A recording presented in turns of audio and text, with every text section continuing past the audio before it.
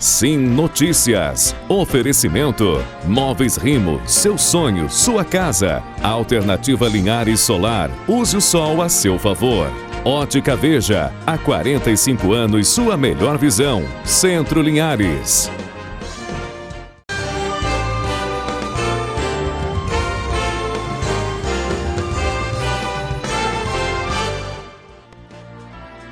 Olá, está na hora de você ficar por dentro dos principais assuntos de toda a nossa região. O Sim Notícias começa agora, trazendo os principais destaques desta segunda-feira. Veja nesta edição. Secretaria Municipal de Saúde reforça a importância dos cuidados com a Covid-19 a partir do novo mapa de risco. Confira os destaques policiais do final de semana em toda a nossa região. As visitas foram retomadas em unidades prisionais de todo o estado. Esse é o Dia da Árvore. Uma indústria moveleira aqui de Linhares fez a distribuição de mudas em semáforos da cidade para comemorar essa data. Uma reportagem especial também sobre o aniversário de 476 anos de história de São Mateus. Os sinais que pessoas com pensamentos suicidas apresentam devem ser levados a sério e a família deve ficar atenta. É o que diz uma psicóloga. A fisioterapeuta Adriane Monteiro traz pra gente a coluna Saúde e Bem-Estar de hoje. Estes e outros destaques agora, aqui na sua TV Sim, canal do Espírito Santo.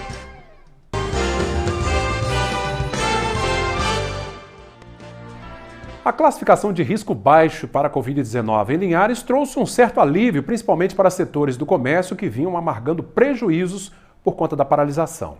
A volta ao funcionamento, no entanto, deve ser cautelosa, segundo o secretário municipal de saúde. O governo do estado divulgou na última sexta o novo mapa de gestão de risco que terá vigor nesta semana. Linhares está entre os municípios classificados como risco baixo. Não só Linhares, mas os municípios do estado. Hoje, esses municípios são mais iguais, em condições iguais. Ou seja, no risco leve, risco baixo, para praticamente todos os municípios. Então, isso permite que a gente crie o equilíbrio, que o comércio volte a funcionar.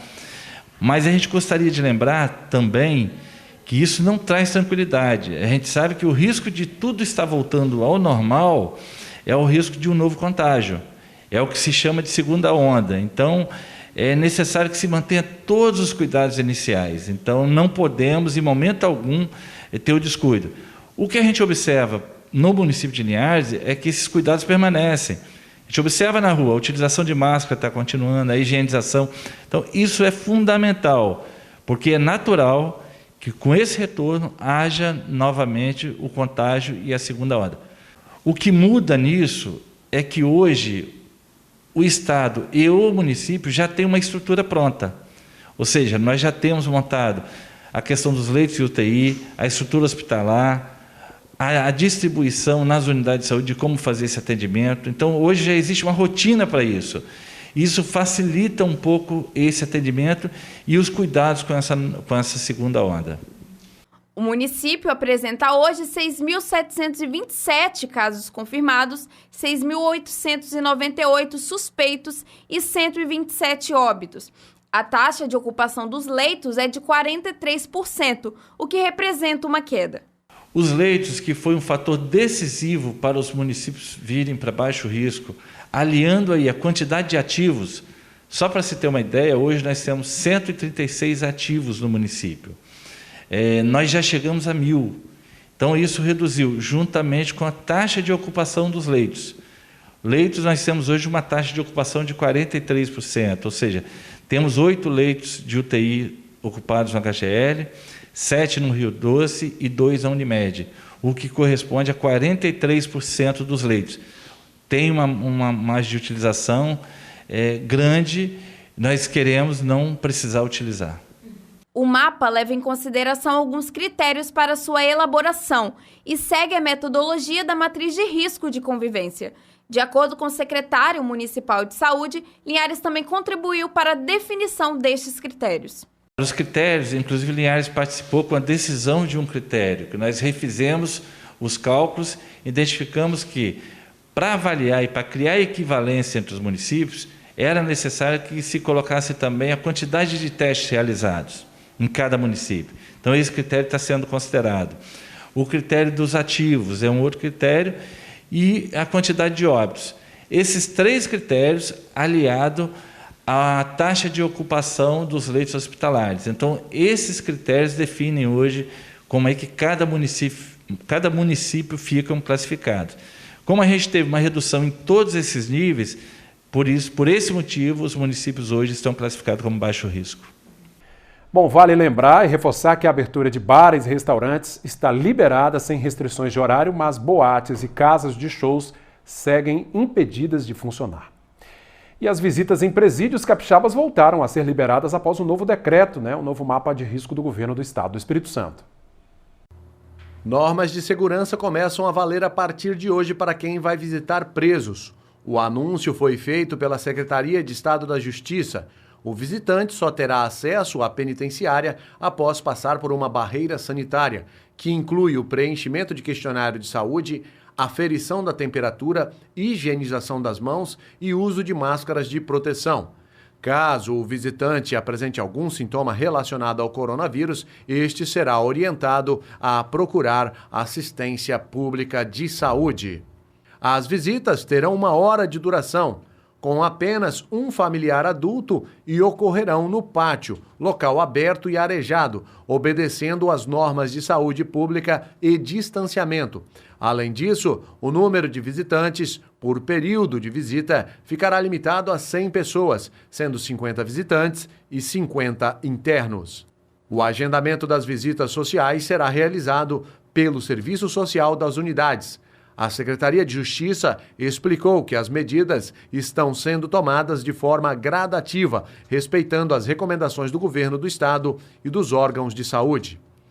As visitas aos presídios do Espírito Santo haviam sido suspensas no dia 1º de abril, como forma de prevenção ao contágio do novo coronavírus. Elas foram retomadas no dia 10 de agosto, mas apenas no parlatório, onde o interno e visitante não têm contato físico. A autorização das visitas sociais presenciais nos presídios ocorreu levando em consideração o mapa de risco da Covid-19 no Espírito Santo, elaborado pelo governo do estado, que aponta queda no número do contágio. As atividades religiosas também voltaram a funcionar em todo o sistema prisional, seguindo recomendações sanitárias, em dias e horários estabelecidos. Já o retorno do trabalho externo de presos será retomado no mês de outubro. A gente traz agora com a repórter Cris Martinelli um resumo dos assuntos policiais do final de semana. Na madrugada deste último sábado, 2 carros foram furtados em Linhares. Os veículos, um Fiat Strada prata e um Fiat Siena branco, estavam estacionados na lateral de uma boate na Avenida Genésio Durão, no bairro Três Barras.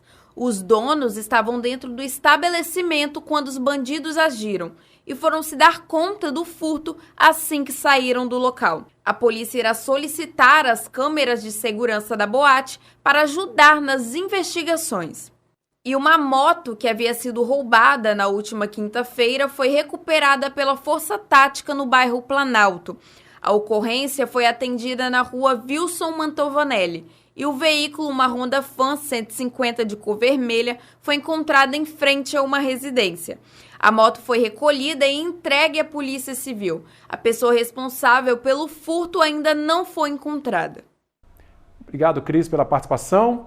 Bom, esse dia 21 de setembro é o Dia da Árvore. Para comemorar a data, a empresa de móveis Rimo, aqui de Linhares, realizou a distribuição de mudas de várias espécies em um semáforo da cidade. Hoje é comemorado o Dia da Árvore no Brasil. A data tem como objetivo principal a conscientização a respeito da preservação desse bem tão valioso. E aqui em Linhares, a empresa Móveis Rimo comemorou a data distribuindo mudas a quem passou pela BR-101. Hoje está sendo realizada uma conscientização para renovação de plantação de árvores, né? Devido à grande seca que tivemos, estamos fazendo doação para realmente incentivar a população a replantar, né? Isso, para reflorestar. Pouco a pouco, os condutores vão encostando e levando suas mudas para casa. Esse pedestre não perdeu tempo e aproveitou para levar mais de uma. E ainda comentou sobre a importância da preservação para gerações futuras. A ideia é a gente tentar fazer um reflorestamento numa área que a gente tem no interior E a importância que tem disso aqui é que cada vez mais as matas estão sendo destruídas, está tendo queimadas, então a gente precisa muito que hoje todos tenham consciência de que é necessário reflorestar e preservar o que a gente já tem, para ver se no futuro os nossos jovens possam desfrutar de uma natureza mais bela e saudável.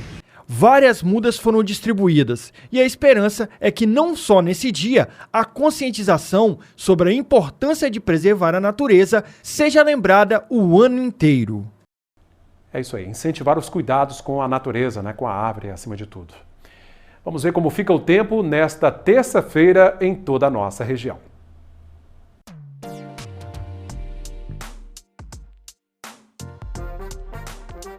A abertura da primavera será com sol entre nuvens e chuva passageira. As temperaturas em Linhares variam entre 21 e 33 graus. Colatina com mínima de 18, máxima de 26. São Mateus terá mínima de 19 e máxima de 29. E Vitória, com mínima de 22 e máxima de 30 graus. E a seguir, uma reportagem especial sobre os 476 anos de São Mateus. É daqui a pouco.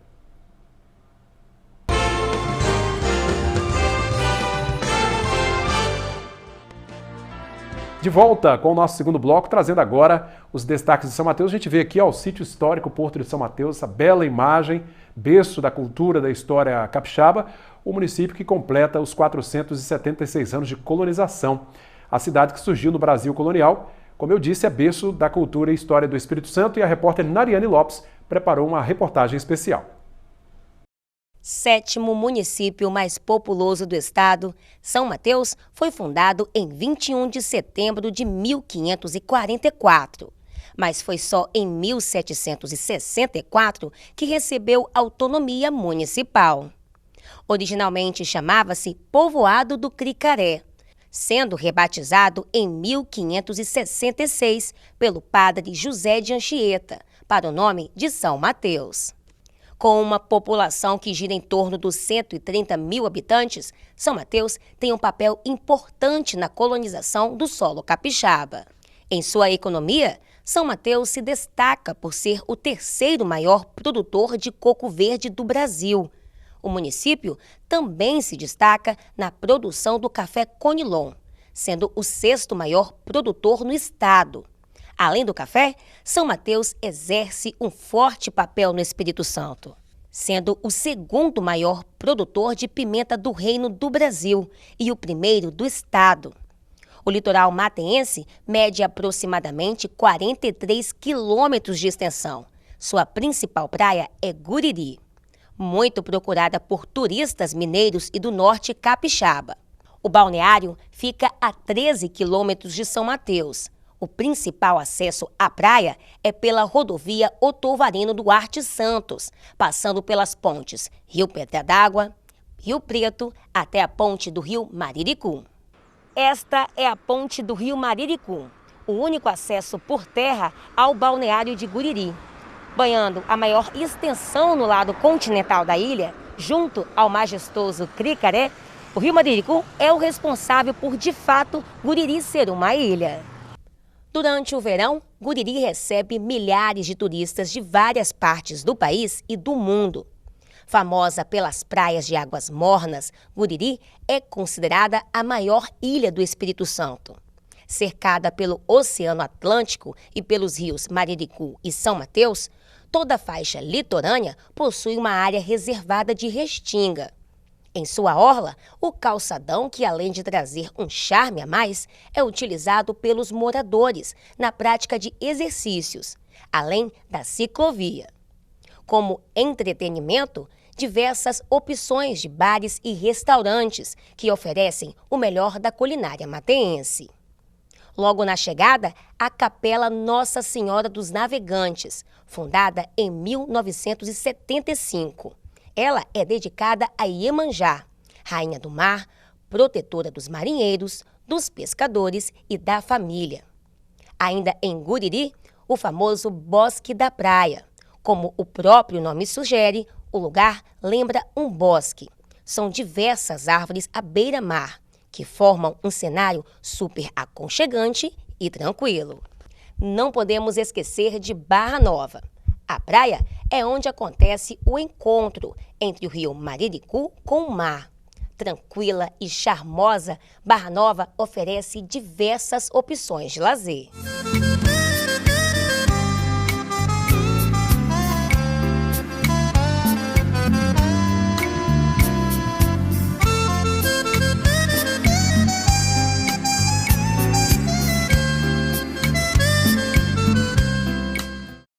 Viva a nossa bela cidade de São Mateus, com toda a sua cultura, com toda a sua história e, claro, o povo mateense.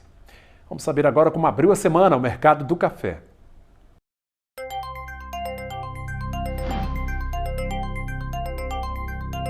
O Arábica tipo 6 abriu cotado a R$ 464 a saca. O Arábica 7, R$ 362. Já o Conilon tipo 7 está valendo R$ 371 a saca. E a seguir você confere uma alerta de uma psicóloga falando sobre os cuidados, aos sinais que as pessoas com pensamentos suicidas apresentam, e confere também a coluna Saúde e Bem-Estar com a fisioterapeuta Adriane Monteiro.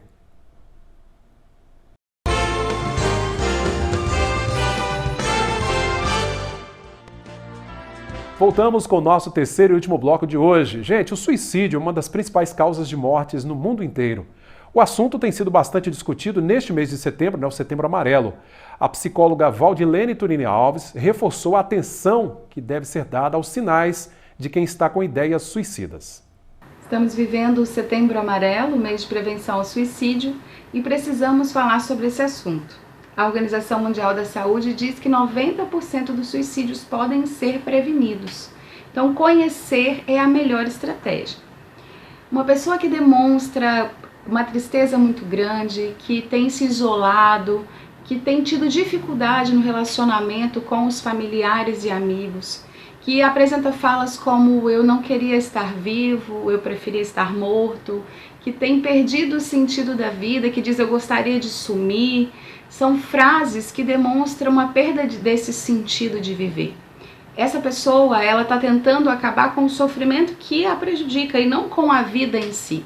Então, nós precisamos ouvir e estar atento a esses comportamentos de mudanças na alimentação, no comportamento e buscar ser suporte. Se você percebe que alguém demonstra alguma dessas características, procure a pessoa.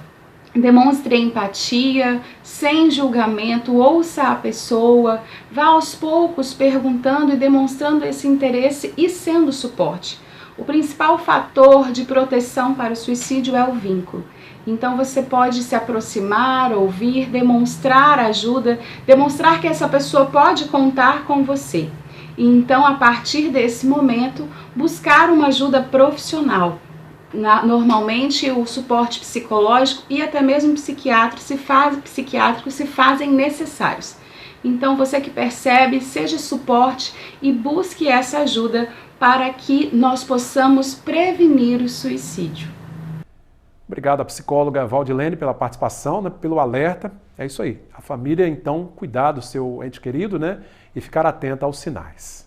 Para fechar o Sim Notícias de hoje, eu convido a fisioterapeuta Adriane Monteiro, que traz a coluna Saúde e Bem-Estar de hoje. Boa noite, Adriane. Seja bem-vinda. Boa noite. Nem nos nossos piores pesadelos poderíamos imaginar passar pelo que a humanidade enfrenta hoje. Uma pandemia que parou o planeta e vem tirando o sono de muita gente. Desde que a pandemia do novo coronavírus invadiu o mundo, está sendo desafiador para muitas pessoas pegar no sono ou passar uma noite tranquila. Ansiedade, medo e preocupação, tanto no risco de pegar a doença, como nos efeitos da economia. Isso se mistura em pleno recolhimento domiciliar. A qualidade do sono é um dos grandes pilares do estilo de vida saudável. E hoje sabemos que um sono ruim pode ser responsável por vários problemas de saúde, desde a hipertensão arterial e obesidade até quadros de demência precoce, já que o sono está diretamente relacionado com a saúde cognitiva. O sono ruim pode levar também a quadros de ansiedade, perda de concentração e depressão. Procure estabelecer uma rotina para dormir. Vá para a cama no mesmo horário todas as noites e estabeleça um horário para acordar.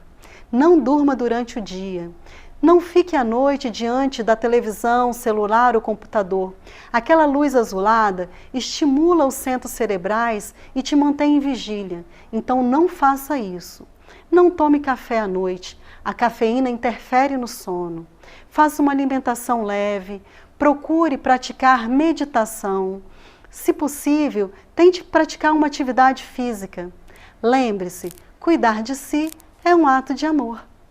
Obrigado, Adriane, pela participação e até semana que vem. Obrigado a você que sempre acompanha nossas redes sociais, Facebook, Instagram, WhatsApp 996224547. No YouTube você revê o nosso conteúdo e compartilha os nossos vídeos. Continue conosco, TV Sim, canal do Espírito Santo.